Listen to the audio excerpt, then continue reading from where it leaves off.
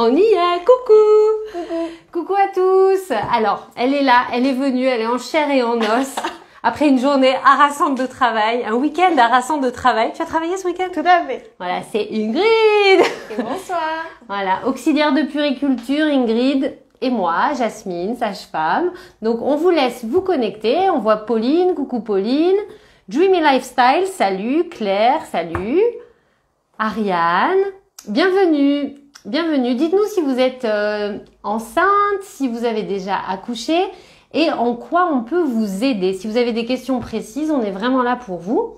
Alors Ingrid, ça fait 16 ans qu'elle est auprès des mères en maternité et qu'elle aide à l'allaitement. Ou alors qu'elle assiste à des tentatives d'allaitement. Hein, c'est vrai?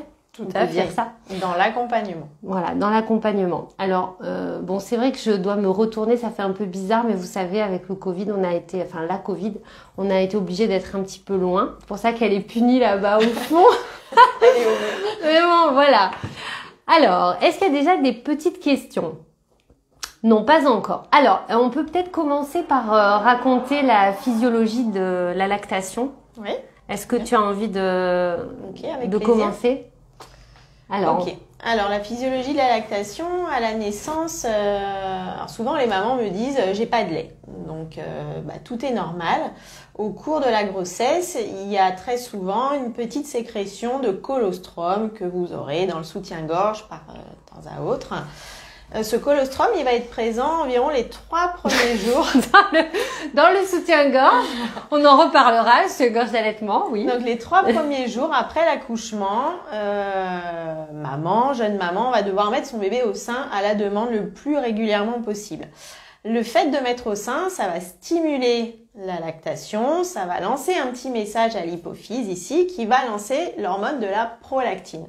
Plus l'enfant va faire son travail de succion et de stimulation, plus vite la montée laiteuse se fera. C'est ça. Donc, ça. En fait, c'est un travail d'équipe, si je peux me permettre. Donc, vous allez devoir, en tant que jeune maman, être disponible, c'est vrai. Devoir mettre cet enfant au sein, on dit, l'expression consacrée, c'est à la demande. À la demande. Donc, mais quand est-ce que cet enfant demande? Tout le temps. Voilà. Au départ, on ne le connaît pas. Donc, en plus, on ne sait pas s'il pleure parce qu'il a faim, parce qu'il a un autre besoin de contact. Mais ce qui est bien dans l'allaitement, c'est qu'au moins, on a les deux en même temps. On a le pot à pot, qui est vraiment la meilleure méthode pour réchauffer un enfant, rassurer un enfant. Et en même temps, la nutrition. Donc cet enfant, on le met au sein à la demande. Vous devez aussi essayer d'être le plus posé possible, boire beaucoup d'eau. Et lui, de son côté, il va faire son travail de succion. Donc c'est très inégal selon, je sais pas ce que tu en penses Ingrid, selon les nouveau-nés. Le rythme du nouveau-né, il dort énormément la journée. C'est pour ça qu'on dit souvent aux mamans, dormez en même temps que votre bébé, c'est important. Calez-vous sur son rythme. Parce que le problème, c'est que la nuit, ils sont très, très, très actifs. Et très actifs au sein surtout. Déjà parce qu'ils ont besoin de contact. Donc, ils vont être collés au sein. La chose qui va les rassurer, c'est la succion. Donc, ils vont chercher, même s'il y a un petit souci de désagrément au niveau du ventre, la digestion ou autre, ils vont chercher la succion parce que la succion, ça sécrète l'endorphine et ça va les apaiser. Donc, la nuit, ils sont très, très actifs au sein et ça, ne vous étonnez pas lorsque vous accoucherez. C'est vraiment le rythme du nouveau-né qui est complètement physiologique. Et ça sécrète l'endorphine, donc l'hormone du bonheur, du plaisir pour l'enfant et pour la mère. Donc ce qui se passe au niveau de la lactation, ça se passe au niveau du cerveau, j'allais dire des cerveaux, mais c'est vrai, du cerveau avant que ça aille dans les seins. C'est vraiment une sécrétion d'hormones. Et c'est pour ça que dans les premiers temps, il n'y a pas encore de lait. Il faut un petit peu de temps, il faut 48 heures avant que le lait arrive. 3 jours, ouais. Voilà. 3 jours. Et 48-72 heures, Ingrid, ouais, on est bon. Et donc, en fait, c'est cette... qu'est-ce que je disais, Ingrid? Voilà, maintenant 48-72 heures, on sait plus. Donc, en fait, c'est ça, c'est ces hormones qui mettent du temps à se mettre en place. C'est-à-dire qu'au départ, il y a juste du colostrum, mais ce colostrum, il suffit à votre bébé parce que la nature est bien faite, la transition entre le liquide amniotique qui est digéré dans le ventre pendant la grossesse et le lait qui est une substance beaucoup plus grasse, donc plus difficile à digérer. Donc c'est vrai que ce colostrum, il a cette faculté-là en fait de permettre la transition et aussi il est très très riche en anticorps. Ouais. Et très faible en quantité par contre, donc faut pas s'inquiéter sur le fait qu'il n'y en ait pas beaucoup et que l'enfant soit très souvent au sein. Alors c'est vrai que le premier jour, il va téter un petit peu, mais il va avoir des longues phases de sommeil post-accouchement parce que lui aussi, il va se remettre de la naissance. Donc il va énormément dormir sur les 24 premières heures et ensuite il va commencer à trouver une régularité, quelque chose voilà, une petite. Alors votre enfant, il sera jamais toutes les 3 heures comme on pourrait le dire à une maman qui va donner un biberon par exemple. Mais par contre, ça va être complètement anarchique, c'est-à-dire qu'il peut avoir une phase de sommeil de 4-5 heures et puis la nuit, il va pouvoir téter peut-être 3-4 heures, mais d'affilée. Voilà. Alors, on a Jennifer qui nous a dit qu'elle attendait un bébé pour octobre. Félicitations. Félicitations. Et si vous avez des questions particulières, si vous hésitez, est-ce que vous êtes là parce que vous hésitez à allaiter, pas allaiter? Ou est-ce que vous êtes là parce que vous êtes décidé à allaiter? Ou est-ce que vous êtes là parce que vous allaitez déjà? Donc, on aimerait bien savoir pour pouvoir répondre à vos questions. Alors, est-ce qu'on a le droit d'hésiter jusqu'au dernier moment? C'est quand ce dernier moment, Ingrid? Il n'y a pas de dernier moment. On a le droit d'hésiter tout court. Alors moi, je reviens un petit peu là-dessus. C'est que je trouve que le regard de la société sur les femmes qui sont pas allaitantes, il est toujours un petit peu culpabilisateur. Je sais pas ce que t'en penses, Jasmine, mais c'est vrai que on est un peu encore dans un système où est-ce que tu nourris ton enfant? Bah oui, de toute façon, je vais le nourrir, que ce soit au biberon ou au sein. Donc il y a des personnes pour qui ça va être une évidence d'allaiter, et puis il y a des personnes qui vont avoir besoin de se poser des questions, besoin de rencontrer des professionnels de santé comme des puéricultrices, des sages-femmes, des conseillères en lactation qui vont vraiment avoir besoin d'approfondir un peu le sujet pour savoir où elles vont, parce que l'allaitement, c'est pas juste je mets mon bébé au sein et puis c'est bon. L'allaitement, ça implique quand même un investissement, une disponibilité 24 heures sur 24, un rapport au corps qui change, une transformation de la poitrine, parce que quand on a une forte lactation, c'est quelque chose d'assez impressionnant qu'il va falloir gérer aussi. La place du papa, elle va aussi se poser dans cet allaitement, parce que finalement l'allaitement c'est la fusion de bébé et maman, mais papa des fois a du mal à trouver sa place. Donc c'est toutes ces questions qu'il va falloir en amont mettre un petit peu en place et en discuter si vous en avez le besoin avec des professionnels, parce que j'ai souvent des patientes qui me disent mais je savais pas que c'était comme ça, si j'avais su que c'était aussi difficile, parce que les premiers temps, moi je veux vraiment être honnête avec vous, c'est pas toujours simple. La mise en place d'une lactation, elle est des fois un peu fragile, et puis c'est une sensation qui est hyper particulière. C'est quand même une zone érogène. Vous avez un bébé qui va vous téter 4-5 heures la nuit non-stop. Il faut quand même gérer la situation et appréhender cette sensation qui est toute nouvelle. Donc nous, on est là vraiment pour vous accompagner, pour vous encadrer, pour vous rassurer aussi, mais j'avoue que c'est vraiment déstabilisant au départ, cette mise en place de l'allaitement qui est pas aussi simple que ça. Alors pour des mamans, ça va être super facile, et puis pour d'autres, ça va être plus compliqué parce qu'il y a une histoire de physiologie de sein, de lactation, de forte montée de lait ou peu de montée laiteuse, de seins qui vont peut-être pas être physiologiquement faciles pour la croche d'un enfant, de crevasses aussi, et puis de sensations et de peut-être douleurs. Ça arrive chez certaines mamans qui vont se poser là, et voilà. Alors Jennifer, elle nous a répondu que en fait elle est là parce qu'elle compte allaiter elle aimerait bien allaiter son bébé. Voilà, donc j'espère que ce live va lui apporter des réponses. Et on a une maman aussi qui est là, qui nous dit que ça fait 1 mois qu'elle allaite et qu'elle a encore des douleurs. Alors je sais pas de quelle douleur il s'agit, mais qu'est-ce que ça peut être comme douleur, Ingrid, le plus souvent? C'est une sensibilité qui est propre à chaque femme. Il y a des mamans qui ont une faible sensibilité lorsqu'on va faire de l'expression manuelle sur l'aréole, et puis d'autres, on les touche à peine et c'est insupportable pour elles. Mais ça, c'est vraiment propre à chaque femme. Après, on peut essayer de le travailler, on peut essayer de mettre en place éventuellement des bouts de sein en silicone si jamais c'est trop violent.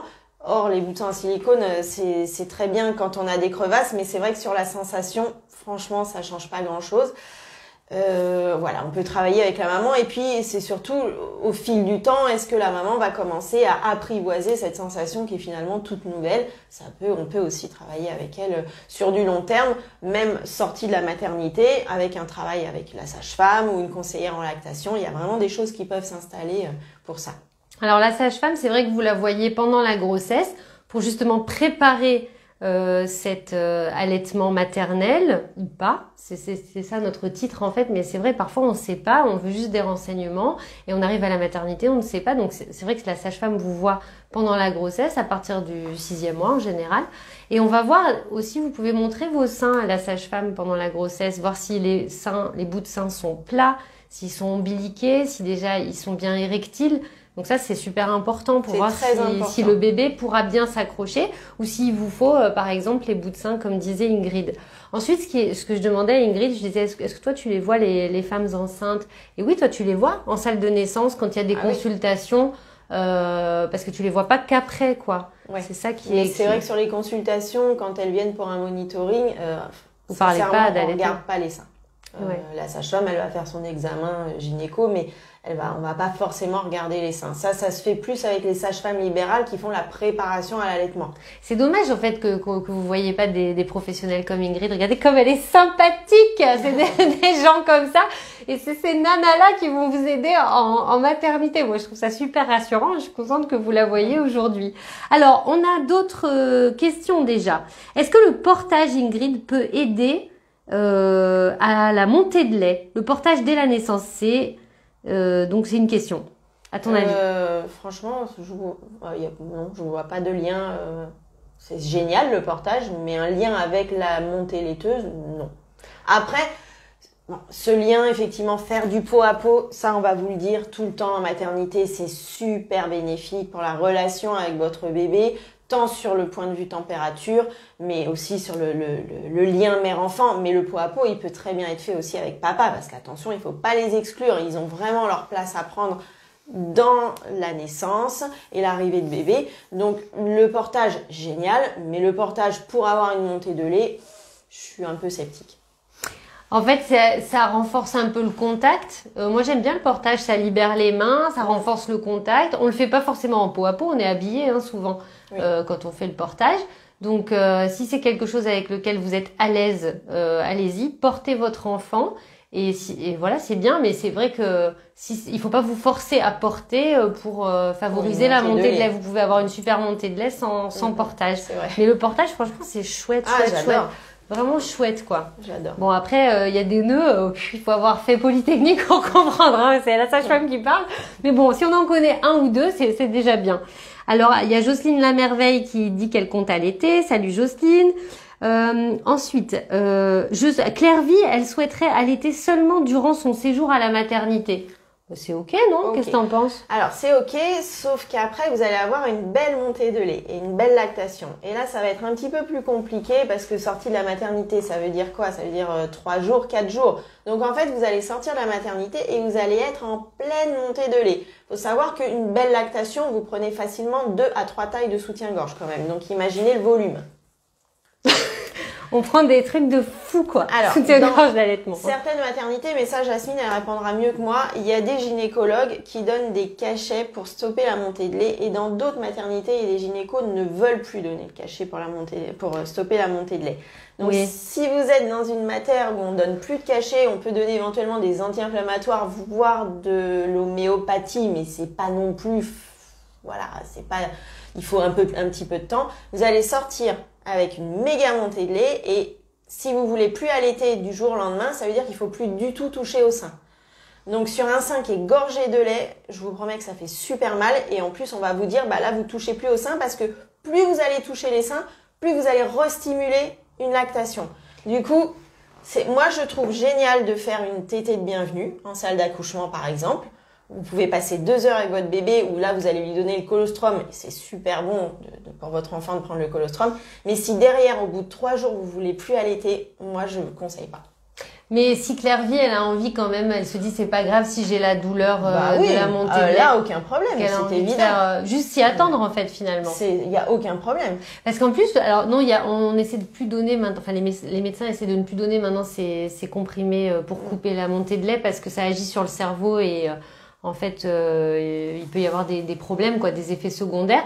Et aussi, on donne plus maintenant, à cause de la Covid, les anti-inflammatoires. Donc, c'est vrai que comme la montée de lait, c'est une inflammation de la glande mammaire, c'est vrai qu'on peut plus soulager avec ça. Donc, c'est des techniques à l'ancienne, comme faisaient nos grands-mères. Bander les seins, mettre du froid, du chaud, des feuilles de chou. Une gorge très serrée.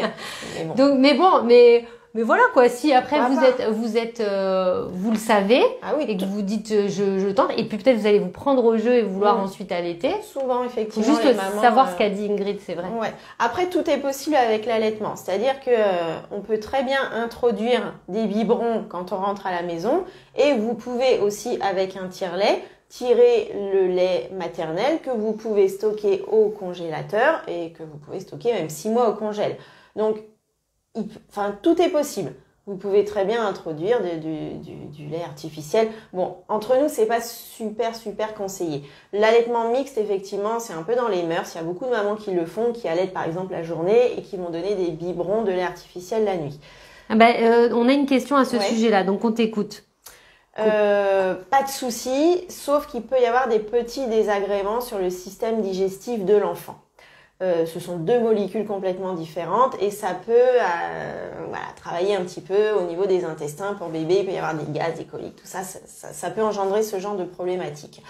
En revanche, aujourd'hui, il y a des pédiatres qui se sont un petit peu penchés sur la question et il existe aujourd'hui, donc ça faut voir avec les médecins, du lait artificiel mais sans protéines de lait de vache. Et ça peut être un bon palliatif effectivement si vous souhaitez donner le sein et donner des compléments de lait artificiel mais sans protéines de lait pour pouvoir préserver la flore intestinale de votre enfant. C'est bien ça. C'est bien. C'est pas mal. Donc voilà, donc j'espère que ça a répondu à votre question. Alors j'étais en train de un peu scroller pour essayer de pas oublier vos questions et j'étais touchée par le témoignage d'une maman qui a eu une césarienne en urgence. Il y a pas longtemps et donc qui n'a pas réussi à allaiter et qui le vit mal, qui le vit comme un échec. Et pourquoi elle n'a pas réussi à allaiter? C'était difficile de placer sa fille, nous dit-elle, et puis aussi visiblement le feeling n'est pas passé avec les consorts de la maternité, avec pour la dame en tout cas un regard un peu jugeant. Donc cette maman, elle a rapidement arrêté et aujourd'hui elle le vit comme un échec. Et ça fait combien de temps qu'elle a accouché? Je crois que c'est il y a pas longtemps, en février. Ah oui. Février, mars. Donc déjà on compatit de tout cœur. C'est nul parce que franchement pour les césariennes on met au sein dans les 2 heures après la césarienne, même 1 heure, enfin dès que l'enfant cherche on met au sein et on trouve quand même facilement des positions. Bon désolé pour ça m'embête un peu qu'il y ait encore des professionnels du métier qui font obstacle sur les premières mises au sein parce que déjà, il y a une réhabilitation précoce qui est faite maintenant sur les césariennes. Vous êtes quand même levé dans la journée post-césarienne le plus rapidement possible, ce qui permet une réhabilitation rapide. Et concernant les positions pour la mise au sein, il y a pas de souci majeur. Même si vous êtes en position allongée avec des coussins, on vous cale l'enfant au sein. Voilà, c'est vraiment dommage. Je suis très très triste pour vous parce que et en même temps, je suis sûre que vous avez tout donné, quoi. Et je suis sûre que vous avez fait de votre mieux, que vous avez donné le meilleur à votre bébé, même si c'était que quelques heures. Et ça, c'est fantastique. Et alors, vous allez faire votre chemin pour accepter cette situation. En tout cas, je peux pas parler pour toi, mais on compatit. Bien sûr. On sait à quel point c'est douloureux. C'est normal de ressentir une souffrance quand même des fois des regrets.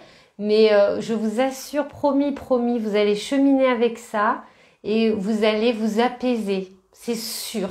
Et votre enfant, il manquera de rien, c'est sûr. Sûr, hein? C'est sûr. De toute façon, le lien, il se fait. Voilà.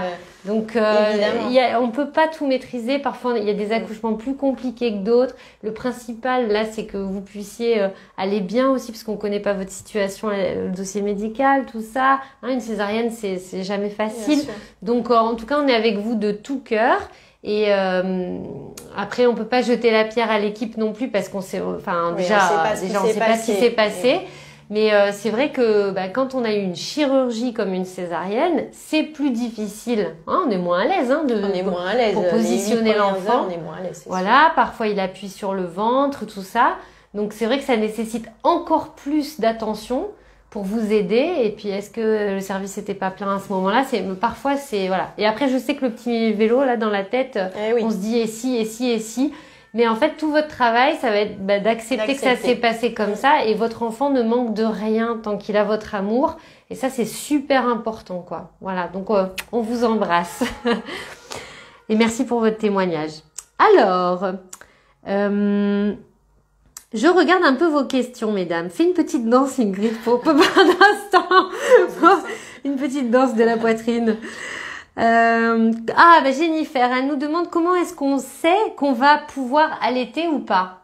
Franchement, on peut tout allaiter, hein. Il y a que vous qui le savez, mais si... You know you can do Bien it. sûr que vous pouvez allaiter, tout le monde peut allaiter. Tout le monde. Il n'y a pas de contre-indication. Par contre, il y a une injustice, Ingrid. Oui, il y a une injustice. C'est comme pour la grossesse, c'est comme pour l'accouchement. Hein. Pour moi, la lactation, c'est aussi injuste. Il y a des femmes qui ont hormonalement beaucoup de lait, elles produisent facilement plein de lait, elles n'ont pas mal, elles mettent leur bébé au sein, et puis d'autres femmes qui sont super sensibles de la poitrine, qui ont du lait, mais il faut vraiment y aller, quoi. Donc, c'est l'injustice totale. C'est l'injustice, ça j'avoue. Voilà. Et c'est vrai que quand on commence un allaitement, on sait jamais vers quoi on va aller. Et chaque allaitement est différent. Chaque allaitement. Et même sur la même patiente qui a eu plusieurs enfants, l'allaitement, il va être différent aussi avec un autre bébé. Et ça va peut-être dépendre aussi de la position de bouche, de la langue de l'enfant, d'un frein de langue. On parle beaucoup des freins de langue. Vous verrez peut-être que dans les maternités dans lesquelles vous accoucherez, on vous dira, il a un frein de langue un peu court. C'est vrai qu'on est beaucoup plus attentive aujourd'hui. En fait, le frein de langue, je vais peut-être pas vous montrer ma bouche, mais c'est le petit fil qui est entre... Pourquoi? Moi, je vous montre. C'est sous la langue. C'est sous la langue. Et il y a des freins des fois, il y a des freins de langue qui sont très courts. Donc en fait, ça permet pas à l'enfant de pouvoir tirer la langue correctement pour pouvoir attraper l'aréole et le sein sur toute la superficie de l'aréole. Du coup, l'enfant, il va téter que le téton et ça va faire des grosses crevasses et c'est là que commencent les petits soucis. Donc, s'il y a un frein de langue un peu court, je suppose que l'équipe soignante s'en apercevra. Et surtout, on vous dirigera vers un ORL parce que les freins de langue, ça se coupe quand ils sont trop courts. Alors, par exemple, si vous ne donnez pas le sein et que vous donnez un biberon mais que le frein de langue est court, on reste quand même vigilant parce que ça peut avoir une interaction sur l'élocution plus tard de votre enfant qui ne pourra pas tirer sa langue correctement pour prononcer toutes les syllabes. Voilà, à surveiller avec votre médecin, mais ça se fait dans la continuité du suivi. Voilà, donc vous demandez bien un avis, 2 avis aux ORL avant de couper le frein de langue. C'est important. Ok, ensuite, donc la dame à qui on a répondu sur le portage, elle nous dit aussi que le papa, il participe à porter avec le sling. C'est trop bien, franchement. C'est trop bien. Génial. Voilà. Surtout quand on allaite, les papas, là, ils se font plaisir à faire du portage. Faut y aller à fond, peau à peau, portage, c'est génial. Peut-on commencer à perdre du colostrum lors de la grossesse? Oui. Oui, tout à fait. En général, c'est autour du 7e mois que ça commence. C'est bon signe d'ailleurs, hein. C'est super. Voilà. Donc, mais si on n'en perd pas, c'est pas grave, vous aurez quand même du lait. Ne vous inquiétez pas. Bien sûr. Donc, c'est pas une autre substance parce que c'était dans la question. Est-ce que c'est une autre substance? Non, c'est du colostrum. C'est très riche en anticorps le colostrum. C'est vraiment super. D'ailleurs, avec le colostrum, avant d'accoucher, vous pouvez commencer un petit peu à travailler l'aréole. Vous mettez un peu de colostrum sur votre doigt et vous en mettez un petit peu partout. C'est super bien. Je t'ai pas écouté, t'as dit quoi avec le doigt? Le colostrum et de mettre le sein. Ah, pour les crevasses? Oui. Et aussi, tu nous as apporté, Ingrid, des petits accessoires. C'est trop beau. Est-ce que vous connaissez ces coquillages? J'adore. Les coquilles de nacre. Alors, ça fait pas longtemps qu'on s'en sert parce qu'on a découvert ça il y a environ 2 ans. Et en fait, on s'est rendu compte que la nacre, la coquille de nacre, elle est exclusivement faite pour les dames qui allaitent. Mais vous pouvez en mettre aussi pour le fun, pour le style. Donc la coquille de nacre, en fait, la nacre, c'est un pouvoir cicatrisant très très fort. Donc il y a déjà des crèmes qui sont très efficaces pour les crevasses, mais il y a surtout ces petits coquillages magiques qui sont extraordinaires. Déjà, c'est naturel. Ça se lave avec de l'eau et du savon. C'est réutilisable à volonté et c'est super agréable parce que c'est tout doux, c'est génial. Donc, quel est le principe? Quand vous commencez à avoir une crevasse ou une érosion pendant l'allaitement, vous faites perler un petit peu de lait maternel que vous allez mettre dans le coquillage. Vous le mettez sur le sein et hop dans le soutien-gorge. Vous gardez ça environ 2 heures. Et vous verrez, c'est incroyable. La cicatrisation de la crevasse se fait quasi instantanément après avoir positionné les coquillages. C'est vraiment magique ce truc. Il faut acheter ça avant de commencer votre allaitement parce que je vous promets, ça va vous servir tout le temps. On a un papa poule qui s'est connecté aussi. Bienvenue, papa poule. Alors, ma fille dort parfois 6-7 heures la nuit. On me dit qu'il faut tirer, mais je n'ai pas vraiment envie de tirer. Est-ce obligatoire pour entretenir ma lactation? Parce que ça veut dire quoi? Qu'elle dort en fait trop. Elle fait ses nuits quoi. En fait, elle fait ses nuits quoi. Génial. C'est trop bien. Quel bonheur, quelle chance. Et donc tirer quoi? Pour soulager la poitrine? J'ai pas. Dites-nous s'il vous plaît plus de détails pour qu'on puisse vous aider. Alors si c'est pour soulager la poitrine, oui, je peux le comprendre parce que c'est vrai qu'au bout de 6 heures, j'imagine que les seins sont super tendus. En revanche, si maman a pas les seins tendus, bah moi je laisserai, mais s'il y a une forte lactation, oui, c'est toujours bien de toute façon. On peut le conserver, le lait, on peut le conserver au réfrigérateur pendant 24 heures. On peut le conserver 4 heures à température ambiante, donc faut pas qu'il fasse 35 degrés forcément dans la maison. Et on peut le conserver 6 mois au congélateur. Donc, si elle veut, oui. Après, si vous n'avez pas envie de tirer et qu'on vous dit de tirer, ne tirez pas. Hein. Bah, oui. Enfin, en même temps, hein, la réponse est dans la question. C'est vos seins. Hein. Après, maman peut tirer son lait si elle a une forte lactation. Et papa, s'il le souhaite, si un jour maman s'absente, il peut donner, si l'allaitement est bien mis en place, encore une fois, un biberon de lait maternel. Ça s'appelle un tire-allaitement. Il y a beaucoup de mamans qui le font aussi. Des mamans qui n'ont pas trop le feeling pour la mise au sein et qui préfèrent tirer et donner au biberon. Ça, c'est aussi une possibilité et ça reste un allaitement maternel parce que vous ne donnez que du lait maternel. Par contre, c'est une petite organisation qu'il faut mettre en place dès le retour à la maternité, de la maternité. Elsa Zoun nous demande quel est le secret pour une bonne réussite de l'allaitement. Alors, moi, je dirais, il faut savoir se poser avec le bébé. Juste ça dépend de votre caractère. Si vous êtes speed ou pas, mais pour moi, le secret pour un bon allaitement, c'est juste savoir se poser et faire passer l'allaitement en priorité, vraiment avant tout le reste, avant toutes les autres personnes, et comme ça, voir si ça vous convient ou pas, et vivre ce qu'il y a à vivre, et même si c'est très court, et ben au moins vous l'aurez vécu à fond. Et toi, qu'est-ce que t'en penses? Bah ouais, c'est ça, se poser effectivement, mais être vraiment à l'écoute. C'est une disponibilité 24 heures sur 24. Hein. Ça, il faut le savoir. Si vous êtes à 200 à l'heure, vous reprenez le travail dans 3 semaines, ça va être compliqué. En fait, votre enfant, dès qu'il cherche le sein, il faut être là, quoi. Et il cherche souvent le sein. Donc oui, se poser, être dans un environnement calme, pas trop se poser de questions, c'est-à-dire que quand il commence à avoir des signes de succion, à se manger la main, tourner la tête, ouvrir la bouche, tirer la langue, ça c'est des signes de succion. On n'a pas besoin d'attendre qu'il soit en train d'hurler pour le mettre au sein. Dès qu'il se réveille et qu'il commence un petit peu à se manger les doigts, les mains, à tourner la tête, c'est un signe de succion et il faut le mettre au sein. Et ça peut être tout le temps. Est-ce que c'est bien de préparer le téton avec une crème pendant la grossesse? Qu'est-ce que t'en penses, toi? Toi qui fais de la prépa. Moi, je pense qu'il faut hydrater tout le sein et le téton. Parce que comme ça, vous prenez l'habitude d'avoir un contact sur le téton, même si quand c'est la bouche de l'enfant et qu'il tète, il y va pas comme une caresse ou comme une stimulation. Il tire dessus fort, il bave dessus, donc c'est ça qui irrite aussi un petit peu. Donc pour moi, ça fait pas de mal d'hydrater et de toucher son bout de sein. Et puis déjà, ne serait-ce que pour savoir comment est son bout de sein, pour voir de quoi vous aurez besoin pour vous aider. Voilà, moi je pense que c'est bien. Et avec quoi? Avec des produits les plus bio possibles. Et quand le bébé est là, il y a des crèmes spéciales qui sont comestibles, qu'on met sur le bout de sein, qui sont sans parfum pour ne pas le gêner pour la succion. Qu'est-ce que t'en dis? Oui. La lanoline, moi j'aime beaucoup. Ça se trouve très facilement en pharmacie. En général, les maternités ont toujours des échantillons à vous proposer. Aussi, il y a beaucoup de crèmes qui sont sorties à base de miel et d'acide hyaluronique qui sont assez efficaces. Le miel a un pouvoir antiseptique et cicatrisant qui est très bien. Et ça, c'est sorti il y a quelques années. C'est très, très récent. Voilà, mais en général, les maternités sont approvisionnées pour vraiment vous faire découvrir une multitude de produits qui vous correspondront ou pas. Plus les petites coquilles, ça devrait quand même bien se passer. Alors, on a Clémence qui nous dit que ça fait 2 mois qu'elle allaite son bébé et qu'il y a des baisses de lactation. Comment y remédier? Alors, buvez beaucoup d'eau. Tisane d'allaitement, ça marche bien.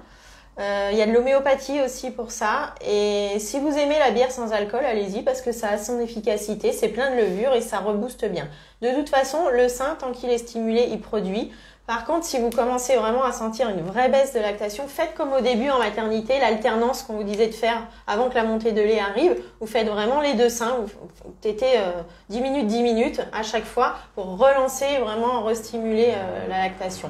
Et ça devrait repartir. Mais hydratez-vous, buvez 2 à 3 litres d'eau par jour, allez-y. Et alors, il y a les baisses de lactation qui vont aussi avec votre fatigue, parce que la fatigue du postpartum, elle est grande. Et il y a aussi les pics de croissance du bébé. D'accord? Donc ça, il faut pas confondre ça. C'est pas vous qui faites pas assez de lait, c'est que votre enfant, il a des besoins qui évoluent. Et donc, c'est le moment où il devient tout fou et il veut téter plus que d'habitude. Il s'énerve sur le sein, il a son réflexe de fouissement qui revient comme ça, il tape sur le sein avec sa petite tête. Et en fait, ça va restimuler encore la montée de lait et le lait va s'adapter au niveau de sa composition pour convenir aux nouveaux besoins du nouveau-né. Ce sera plus gras. Voilà. Et ça, il y a des âges qu'on retient comme ça charnières. Il y a quoi? 3 semaines, 1 mois, ensuite 3 mois, 6 mois, bon, tout le temps quoi. Vous y avez droit tous les 2-3 mois. Quand on est au biberon, ben simplement on augmente la quantité, on le voit, c'est un petit peu plus facile. Là, c'est vrai que ça va aller puiser plus en vous. Donc c'est vous qui le fabriquez ce lait. Donc il faut également, quand vous repérez et que vous savez que c'est chronologiquement le moment d'un pic de croissance, il vous faut aussi vous reposer. Le repos, c'est très important. Bien manger aussi. Voilà, votre alimentation pleine de vitamines, pleine de légumes. Choses riches, voilà. secs. Beaucoup boire d'eau, ça c'est super important. Tisanes d'allaitement aussi, elles sont très très bien. Avec le fenouil et tout. Du fenouil et de l'anis étoilé. Oh.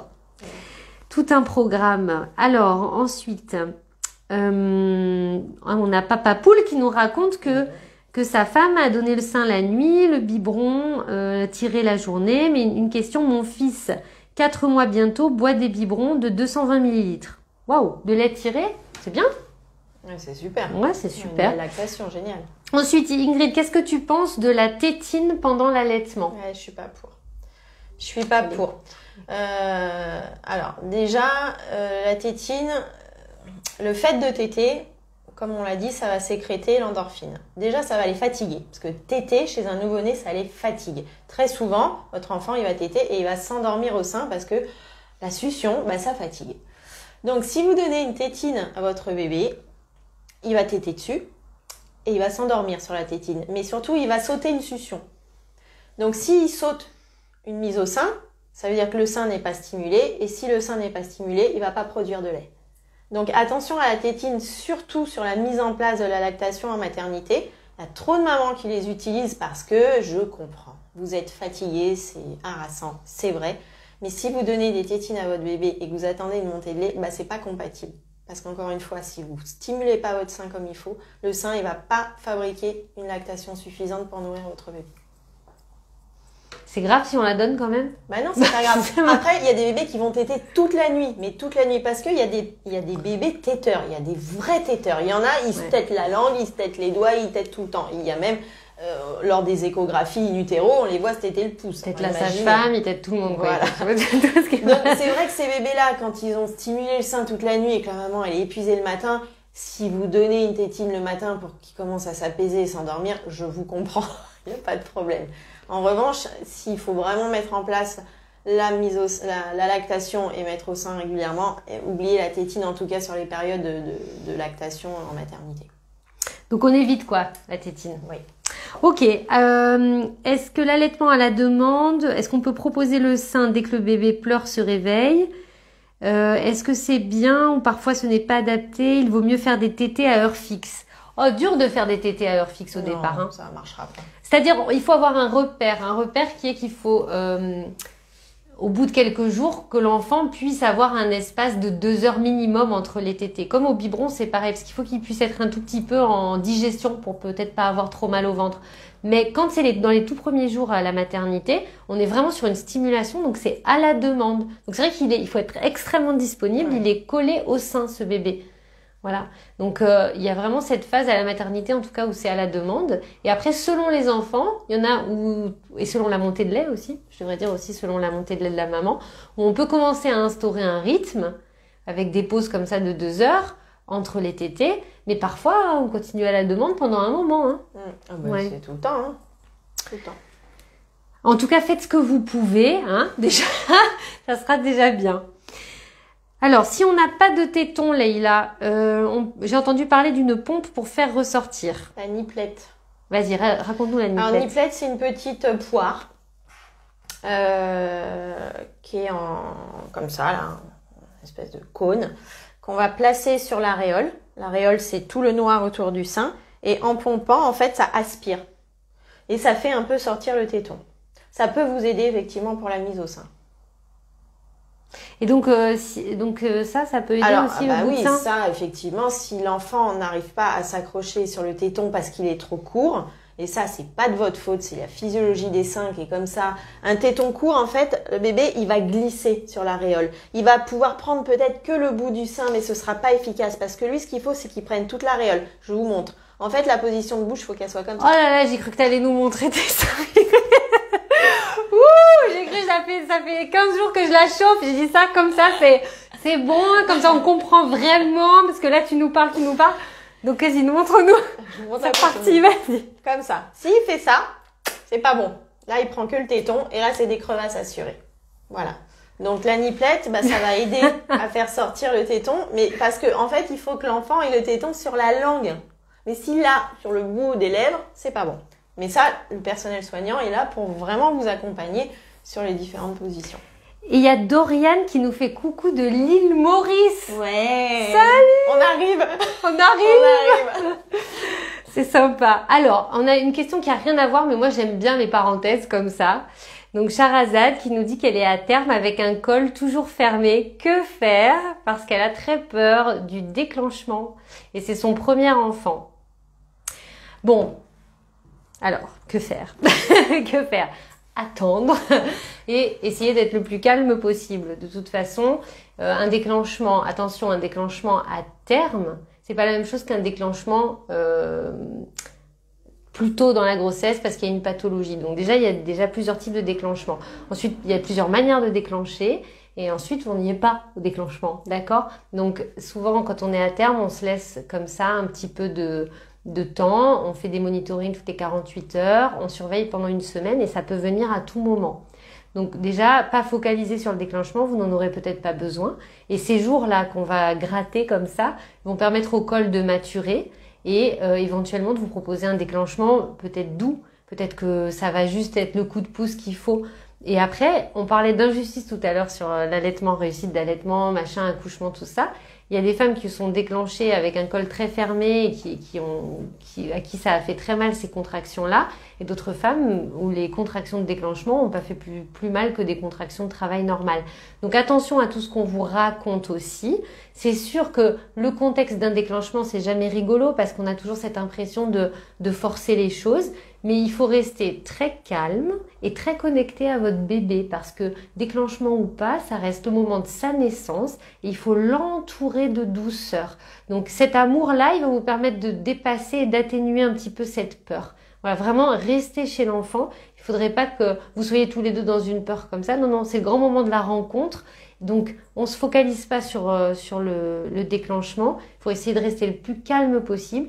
Et ça fait partie du processus de l'accueil de l'enfant. Cette attente qui parfois se prolonge un petit peu. En tout cas, on pense fort à vous. On vous envoie toutes nos pensées positives. Entourez-vous de gens positifs. Ça existe. Des gens qui vont vous donner plein d'énergie positive dans cette dernière ligne droite. Allez. Ensuite... Oh là là, on a une dame qui a allaité son premier enfant à la demande jusqu'à 2 ans et demi. Bravo. Mais j'ai l'impression que j'avais trop le réflexe de donner le sein à chaque clignement de cils et que ce n'était peut-être pas ce dont elle avait besoin. Et aujourd'hui, cette dame, elle est enceinte de 8 mois et elle se demande si elle doit faire pareil ou pas. Bah, ça, en fait, on fait comme on peut. Hein. Bah oui, ça vous appartient. Après, je trouve que c'est très bien. Peut-être qu'à un moment donné... Pouet, pouet. Oui, vas-y. Non, mais c'est vous qui allez le sentir. Enfin, je crois que de toute façon, il y a personne qui peut vous dire à quel moment vous devez arrêter, à quel moment est-ce que vous devez allaiter ou pas. Vous êtes l'unique propriétaire de votre corps et de votre poitrine, et que si vous avez envie d'allaiter 2 ans, bah, vous allaitez 2 ans. Après, effectivement, 2 ans, l'enfant, bah, c'est plus une tétée confort, une tétée doudou, une tétée apaisement qui réconforte. Voilà, je pense que de toute façon, vous avez introduit la diversification alimentaire. Il n'est pas qu'au sein exclusif, j'imagine, à 2 ans. Donc, bon, bah, vous êtes son petit doudou d'amour, quoi. Voilà. C'est le lien. Ça, c'est la question, moi, que j'adore dans l'allaitement, oui, hein. La question du lien. Alors ça, c'est incroyable parce que on parlait tout à l'heure avec cette maman donc qui a eu le sentiment d'échec suite à sa césarienne, d'avoir arrêté trop tôt l'allaitement, et aujourd'hui qui est dans ce vécu qui est difficile. Et vous voyez que parfois, même quand l'allaitement est réussi, on veut quand même comme ça prolonger, et ça bouge beaucoup de choses à l'intérieur de vous, de l'ordre de l'attachement, parce que c'est pas rien comme il faut pouvoir le faire, d'allaiter 2 ans et demi comme vous avez fait. Donc en effet, vous avez repéré aujourd'hui avec le recul que vous alliez donner ce sein en réponse à quelque chose chez l'enfant qui n'était pas de l'ordre de la nutrition. Donc il y a le nourrissage affectif aussi qui est dans le sein, qui est aussi dans le biberon. Et ça, c'est propre à chaque femme et c'est très subtil. Hein, on en parlait la dernière fois toutes les deux. Et vraiment, ne vous laissez pas juger là-dessus par qui que ce soit, parce que ça met en jeu votre histoire et votre profondeur. Et votre histoire et votre profondeur, la seule autre personne qui la connaisse, c'est votre enfant. Donc laissez-vous le temps de vous réparer ensemble, l'un l'autre. Et aussi, j'aime bien considérer que ce nourrissage affectif, il va dans les 2 sens. Hein, c'est vraiment peut-être envisager l'idée qu'on est nourri quelque part aussi par l'enfant. Bien sûr. Il nous manque une petite musique sur ces belles paroles. Alors, est-ce qu'on a encore quelques petites questions? Faut-il faire un RO au bébé allaité? Ma fille a 1 mois et n'en fait presque pas. Non, il n'avale quasiment pas d'air au sein. Donc, ne vous acharnez pas sur un RO. Il y en aura parce qu'il y a du lait, donc il peut y en avoir. Mais s'il n'y en a pas, c'est pas grave. T'es sûre? T'es sûre, Ingrid? Ah oui, je suis certaine.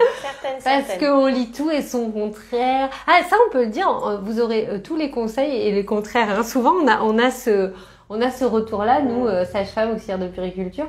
À la maternité, on m'a dit tout et son contraire. Mais en fait, comme il n'y a pas de mode d'emploi, je pense que chaque professionnel, elle essaie à chaque fois de trouver... On a des protocoles dans nos prises en charge, mais c'est vrai que du coup... Oui, mais l'allaitement maternel, c'est vraiment propre à chacune. Papa Poule, il suit bien le débat sur l'allaitement. Il avait l'air très impliqué dans l'allaitement de son enfant. Moi, je voudrais dire à Papa Poule que dans certaines tribus d'Afrique, on arrive à provoquer des micro-montées laiteuses chez les hommes, si vous le souhaitez. Ah, mais c'est ce qu'il disait tout à l'heure. Je t'ai pas lu le commentaire, mais qui disait qu'il aurait pu allaiter lui aussi son enfant parce qu'il avait les mêmes terminaisons nerveuses. Ouais. Et ça existe. Alors, on a amené. En fait, il y a que Ingrid qui a bossé. Hein. Moi, à part quoi? Qu'est-ce que j'ai fait? Les chaises, la lumière, les chaises, c'est tout. Ça, les coussinets d'allaitement. Peut-être que pour les gens qui ont déjà allaité, vous connaissez ça très bien, mais pour les mamans qui n'ont jamais allaité, voici des coussinets d'allaitement. Ceux-là sont jetables parce que Ingrid et moi, on n'est pas très green, mais ça existe en lavable. Et en fait, c'est parce que quand on allaite, il y a toujours une petite goutte de lait qui perle sur le bout du sein. D'ailleurs, c'est bien parce que ça aide à cicatriser. Parfois, il y a des grosses gouttes de lait qui Parfois, il y a sur le des t-shirt. plaques de lait. Donc, faut acheter des boîtes de ça. Ouais. C'est des protections, hein, finalement. Ouais. Par contre, faites attention de ne pas les garder trop humides longtemps dans le soutien-gorge. Parce que du coup, un milieu humide, ça favorise pas la cicatrisation des crevasses. Et puis, ça va macérer. Donc, il faut les changer très, très régulièrement. Le soutien-gorge, c'est pareil. On fait les blasés, là, qui connaissent bien les soutiens-gorge d'allaitement. Donc, mais pour les mamans qui n'ont jamais vu, on a voulu vous en apporter un. C'est un soutien-gorge qui se déclipse et qui permet de ne pas avoir à retirer. Vous voyez, la bretelle, elle reste accrochée, vous voyez, à Ingrid. Et en fait, comme ça, vous déclipsez et vous donnez le sein à votre enfant et ensuite vous reclipsez comme ça. Donc c'est super pratique, vous n'avez pas à quitter le soutien-gorge. Et celui-là, il est sans armature, il est tout souple. Il faut le prendre avec plus grand que votre taille de poitrine en fin de grossesse parce que la montée laiteuse va faire gonfler vraiment les seins. Et c'est important de le garder jour et nuit. Avec une bretelle bien ajustée et bien soutenue. Parce que le principe du soutien-gorge, c'est pas tant le bonnet ni la coque, mais c'est vraiment le soutien de la bretelle qui va soutenir le sein. C'est ça qui est important. Voilà, écoutez, je pense qu'on a fait un peu le tour, on a répondu à vos questions. On vous remercie d'avoir été si nombreux à suivre ce live, c'était vraiment un plaisir. Merci à Ingrid, elle est vraiment géniale et toutes les mamans qu'elle a suivies ont eu bien de la chance. Et moi j'ai de la chance d'être sa collègue, voilà, c'est tout. Donc en tout cas, merci à tous et donc je vous donne rendez-vous dans 15 jours.